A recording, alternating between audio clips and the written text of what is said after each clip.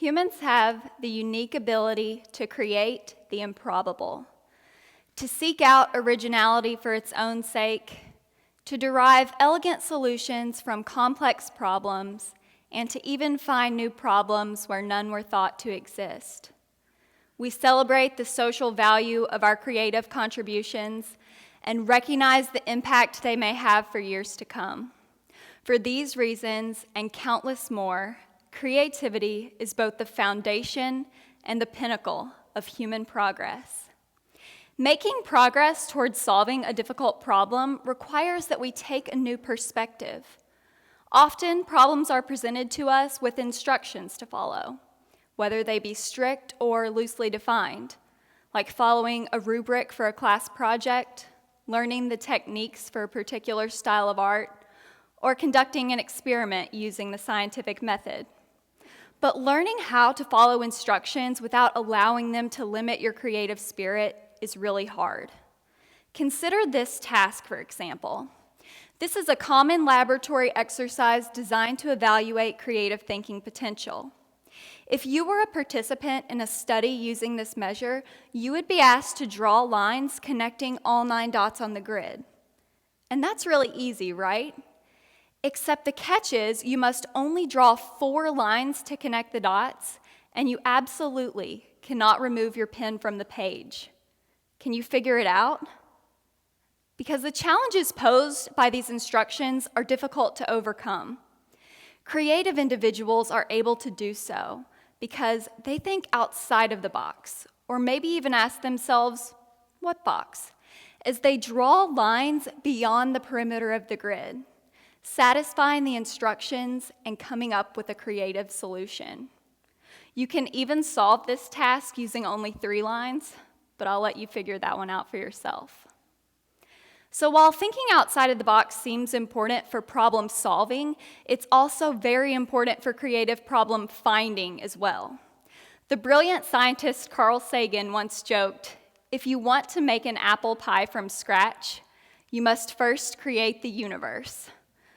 While this would be an extreme cooking strategy, the logic behind his statement is profound, because sometimes it's helpful to just take a step back and recognize how intricate the world really is, that all we will ever imagine, innovate, and experience is made possible by a reorganization of tools and resources, the transformation of common ingredients of the world into new ideas. And that's something that researchers call divergent thinking. We can practice a divergent thinking exercise now by considering a common household item, like a safety pin. Now, the normal use for a safety pin might be to fasten articles of clothing together or pieces of fabric, but the alternative or divergent use could be to use as a lockpick when you've forgotten your keys, or to stick in that apple pie to see if it's finished baking. But perhaps a better real-world example of divergent thinking is the story of a company called Apple, which some of you may have heard of before. They've made quite a splash in the worldwide modernization of technology. Steve Wozniak of Apple created Apple's very first computer, the Apple I, using a typewriter-like keyboard that could hook up to a TV screen. Nobody asked him to build a personal computer, and he wasn't obligated to find any one particular solution. All he wanted to do was prove that he could build a computer using inexpensive resources, and maybe just get a little acknowledgement for his ingenuity. His friend, Steve Jobs, recognized the utility of these new connections, and the rest of the story goes down in history, showcasing how the power of creativity, of finding new problems and thinking divergently, is revolutionary. The founders of Apple were about my age when they came out with the Apple I. I'm not currently making a massive tech impact across the globe, but I devote a lot of my time to studying what might contribute to our ability to do so. From solutions as simple as using a safety pin to pick a lock, to as complex as finding the right notes to compose a symphony, or proposing a theory to help explain the universe. Creativity is everywhere, and it's in everyone. This university celebrates creativity all the time. We have an Office of Research, Scholarship, Innovation, and Creativity. Faculty and students are rewarded for their creative accomplishments, and this event champions creative ideas, ideas worth spreading. Not too long ago, I had an idea for an experiment, and during this experiment, I asked each participant, what do you do in your daily life that makes you feel most creative? And so many people responded, I don't think I am creative.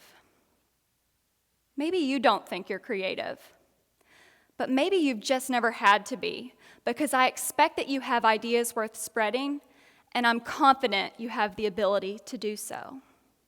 There are perhaps simple strategies we can use to elevate our creative thinking ability, and one of these strategies is through exercise. Because creativity relies on areas in the brain involved in motivated attention, planning, goal setting, flexibly adapting to our ever-changing environment, and self-control. Exercise activates these same brain areas.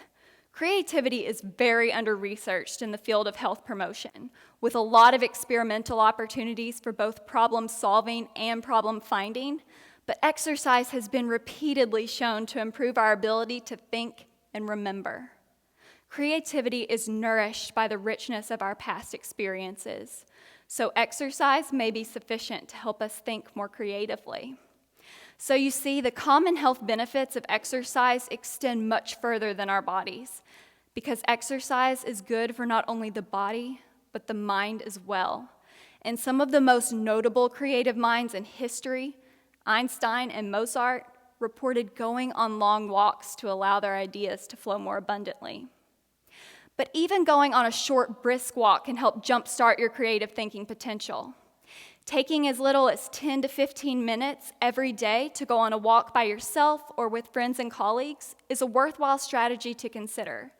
It's kind of like refueling your mental gas tank, activating those creative brain centers, and allowing you to come back to the drawing board mentally rejuvenated. I can't give you a template to follow to ensure that you'll be more creative in your daily lives. Research hasn't quite gotten that far just yet.